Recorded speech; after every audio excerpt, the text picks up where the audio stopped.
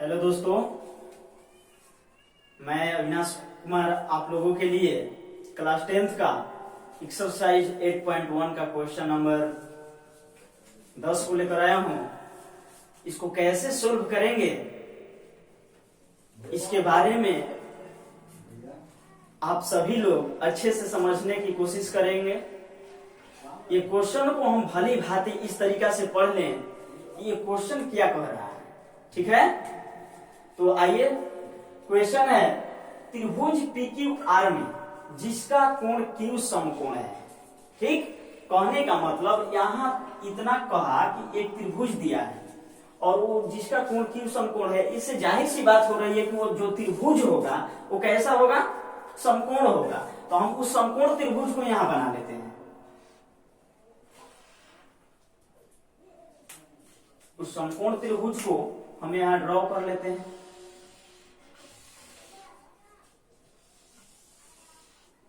और इसका Q जो पॉइंट होगा वो कैसा होगा, वो समकोण होगा। ये Q हो गया, ये Q हुआ, इसको P करेंगे और ये R हुआ।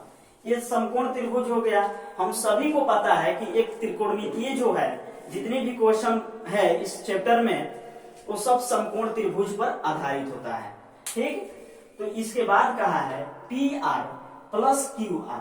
ये जो PR है, PR ये जो है कर्ण है, इसकी भुजाएं, और प्लस QR ये लंब जो है, QR की भुजाओं को जब आपस में ऐड किया गया तो 25 सेंटीमीटर।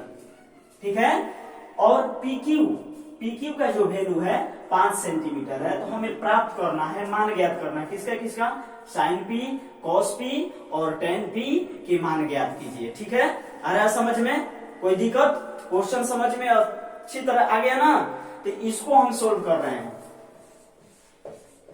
देखिए, PQ का वैल्यू 5 सेंटीमीटर है और PR QR का वैल्यू, दोनों का वैल्यू दिया है 25 सेंटीमीटर। हमको केवल PR का मालूम नहीं है, ना QR का मालूम है। तो यहां लिखते हैं त्रिभुज PQR में, त्रिभुज PQR में PQ का वैल्यू दे दिया 5 सेंटीमीटर है और PR प्लस QR बराबर कितना दे दिया, 25 सेंटीमीटर। आगे समझ में, ये PR और QR 25 सेंटीमीटर दे दिया। तो हम एक को मान लेते हैं, PR को लिखते हैं माना QR, माना QR को मान लेते हैं। QR बराबर, तो QR बराबर क्या हो जाएगा,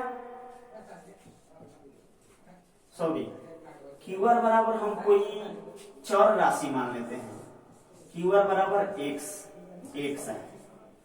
अब इस पर पुट करते हैं, चूंकि दिया है PR प्लस QR बराबर 25 सेंटीमीटर, तो हमारा PR बराबर क्या निकलेगा, 25 माइनस QR। ठीक है, तो 25 माइनस QR का वैल्यू हम मान लिए हैं x, तो हमारा हो गया, अर्थात PR का वैल्यू हमारा 25 माइनस x और QR हमारा क्या हो गया, x हो गया।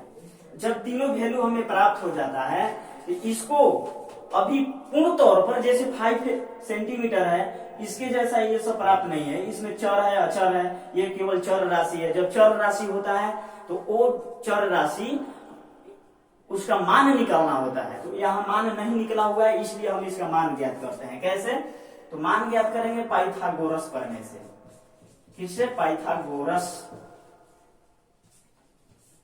पाइथागोरस प्रमेय से। ठीक है, तो पाइथागोरस प्रमेय कहता है कि कर्ण का स्क्वायर प्लस बराबर होता है PQ का स्क्वायर और QR का स्क्वायर हो जाएगा। कर्ण स्क्वायर बराबर होता है लंब स्क्वायर प्लस आधार स्क्वायर। हमारा कर्ण जो है PR है, अर्थात 25 माइनस x है। यहां लिखेंगे 25 माइनस x, इसका स्क्वायर बराबर लंब है, लंब का क्या होगा, x होगा, x का स्क्वायर प्लस आधार कितना है, 5 है, तो 5 का स्क्वायर हो जाएगा। अब यहाँ हम तोड़ेंगे, ये a माइनस बी के होल स्क्वायर पर है, ठीक ना। अब इसके बाद हम चलते हैं, इसको तोड़ते हैं।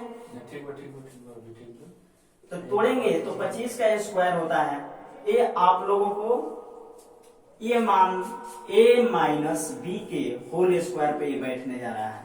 ये जो मेथड है इतना, ये a माइनस बी के होल स्क्वायर पर बैठने जा रहा है। तो इसको हम तोड़ते हैं कैसे, a स्क्वायर होता है minus 2ab plus B square होता है, ठीक है। इस पर अर्थात कहने का मतलब कि यहाँ a जो का वैल्यू है यहाँ 25 है, b का वैल्यू क्या है, x है। जहां जहां a है वहां 25 रखेंगे और जहां b है वहां x रखेंगे, ठीक। तो यहाँ 25 है तो हम इस पर बैठा देते हैं। 25 का स्क्वायर माइनस है, माइनस लगा दिए, 2 है 2 लिख दिए, a है, a का वैल्यू 25 है, इंटू b का वैल्यू है, तो b का वैल्यू हमारा x आ गया, x है, प्लस b स्क्वायर, तो प्लस लगाते हैं, b का वैल्यू x स्क्वायर हो जाएगा, बराबर x स्क्वायर प्लस 5 हो गया, 50, 5 का स्क्वायर करते हैं क्या आएगा, 25 आएगा, ठीक। अब इसके बाद हम आगे चलते हैं, देखेंगे क्या आप लोग अच्छे से समझ में आ रहा है, साफ कर दें, कोई दिक्कत समझने में, ठीक है। तो चलिए आगे, ठीक है, चलिए फटाफट आगे बढ़ते हैं। 25 का स्क्वायर करते हैं 625 आता है, माइनस है, माइनस लगाते हैं, 25 दूनी 50, x हो गया, plus x square plus x square plus x square plus 25। अब देखिए यहाँ थोड़ा सा शॉर्ट ट्रिक है कि जब साइड बराबर के दोनों साइड में, लेफ्ट साइड या राइट साइड में, दोनों साइड में एक ही अंक या एक ही वो चर राशि हो या अचर राशि हो, जब उसका साइन जो है, चिन्ह जो है एक ही हो, जैसे x स्क्वायर है इधर भी प्लस में है और x स्क्वायर इधर भी प्लस में है, ये दोनों कट जाते हैं, ठीक है। अब इसके बाद हल करते हैं, ये 625 जो है 25 का जाती है, ये 625 को हम 25 के तरफ धक्का देकर फेंक देते हैं, ठीक ना। इधर माइनस 50x बराबर 25, ये प्लस में है तो इधर आएगा तो क्या हो जाएगा, माइनस 625। आ रहा है समझ में, माइनस 50x इक्वल 625 में से जब 25 को हम क्या कर देंगे, घटा देंगे, तो यहाँ बच जाएगा माइनस 600। इसलिए माइनस में आया कि 625 का जो है माइनस में है, सबसे बड़े पूर्णांक, सबसे बड़ी संख्या का चिन्ह को हम दर्शाते हैं, तो 625 बड़ी संख्या है इसलिए माइनस में आया। ये माइनस माइनस दोनों से कट जाएगा, 100 और 50 के बीच में मल्टीपुल का चिन्ह है, तो x बराबर हम लिखेंगे 600 और इसके बटे में क्या हो जाएगा, 50 हो जाएगा। अब इसको डिवाइड देते हैं तो 0 से 0 कट गया, 5 से 60 कटेगा कितने बार में, 12, x बराबर हमारा 12 आ गया। अर्थात x किसका मान है, हम माने हैं QR, क्योंकि QR बराबर हमारा क्या आ गया, 12 सेंटीमीटर, इसका वैल्यू 12 सेंटीमीटर, ठीक ना। जब 12 सेंटीमीटर ये आ गया तो हमारा PR निकालने में कोई दिक्कत नहीं होगा।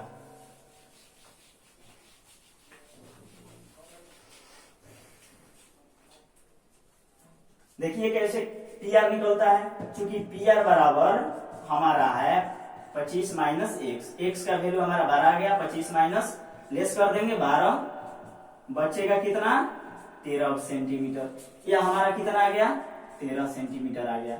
जब ये तीनों भुजाएं हमें प्राप्त हो गई तो हम साइन p, cos p और tan p के मान ज्ञात कर सकते हैं। कैसे,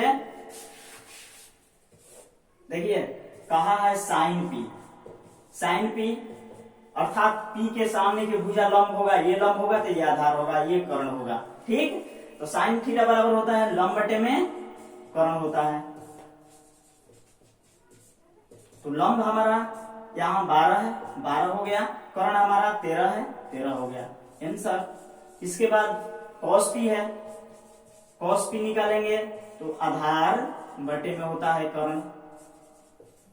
देखिए यहाँ p है, p के सामने की भुजा ये लंब हो गई, जब ये लंब हुआ तो आधार क्या होगा, PQ होगा, अर्थात ये आधार PQ हुआ तो आधार कितना है, 5 सेंटीमीटर है और कर्ण कितना है, 13 सेंटीमीटर है, ये आंसर हो गया।